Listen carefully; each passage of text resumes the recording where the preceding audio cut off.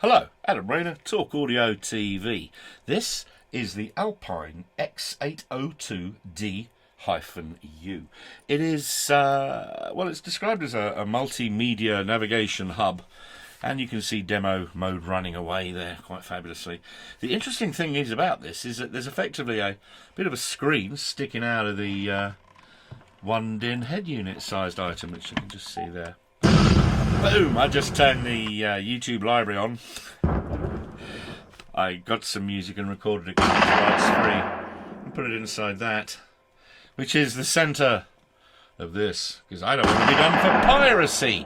So let's just leave that running there quietly. Pew! Great sound effects and bits of music. If we leave it, it'll go back to demo mode. But the really cool thing is about this is that this is £1,159 worth. It's the 8-inch unit.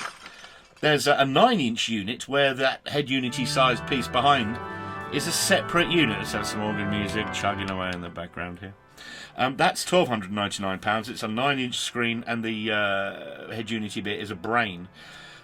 You can watch TV on this if you're not moving along, or you've wired it correctly and promised not to pay attention. That'd be by adding the TV tuner TUE-T220DV. That's 300 quid's worth of being able to watch telly.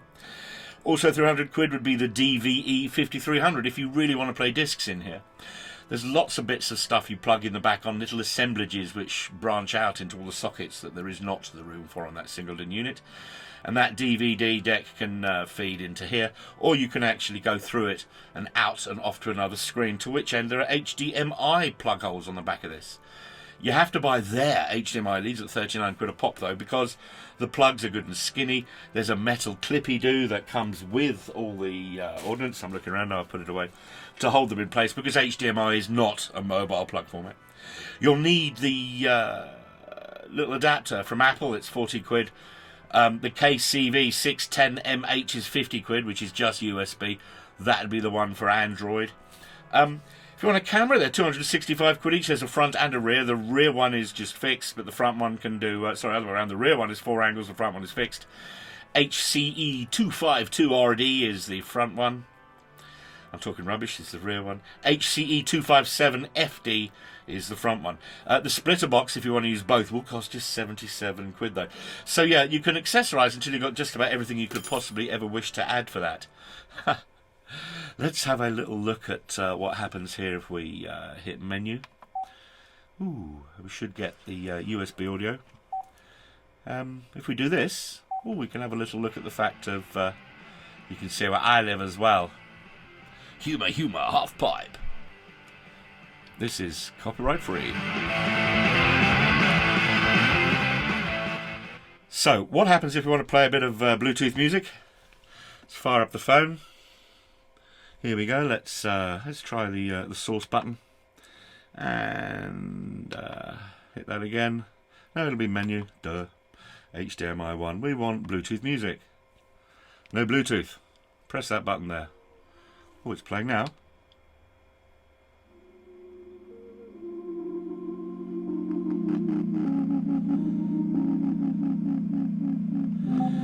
And those weird distortions are actually on the music, I have to tell you. But what happens if we want to try Android Auto? Well, let's just plug these two in together.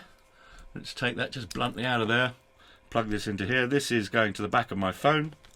And since I've actually done the... let's just unlock the phone there. Launch Android Auto. Oh, it's looking for your GPS signal lost. Oh, has it really been lost? Have another go. Look for the Android Auto button on your machine to start. Ooh. Alpine Connect. Is this going to be Android Auto? Well, look at that. That's about the Alpine apps there. Now, I did do this quite successfully. I have to tell you, I did. Launch Android Auto. Here we go. Oh, look at that pretty graphics. You can see that just faded into the background there, saying Android Auto. So that does mean that I'm now controlling the telephone from here.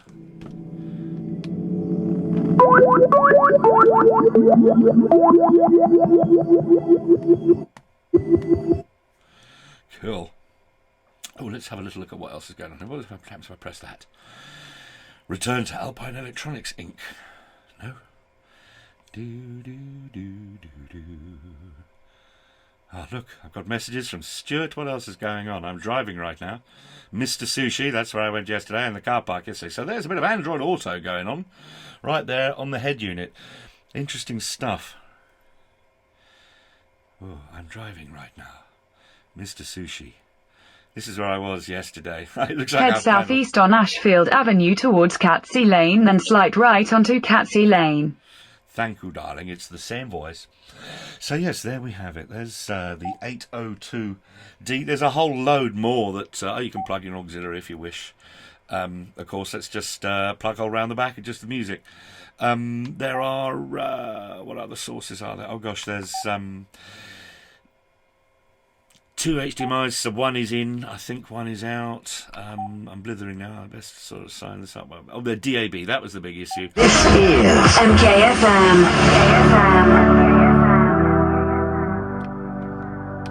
Hearts, beds and bucks. I've got a DAB aerial in the window there, so an absolute tour de force.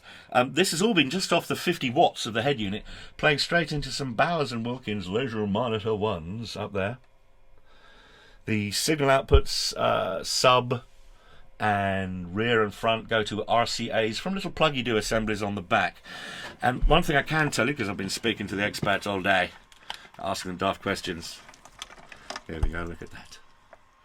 Is that the processing that is on board here for a bit of DSP is absolutely hench.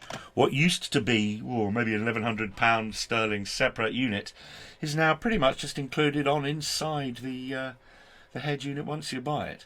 So an absolutely expandable, upgradable, fabulous, fabulous sounding piece of kit. I'm most impressed.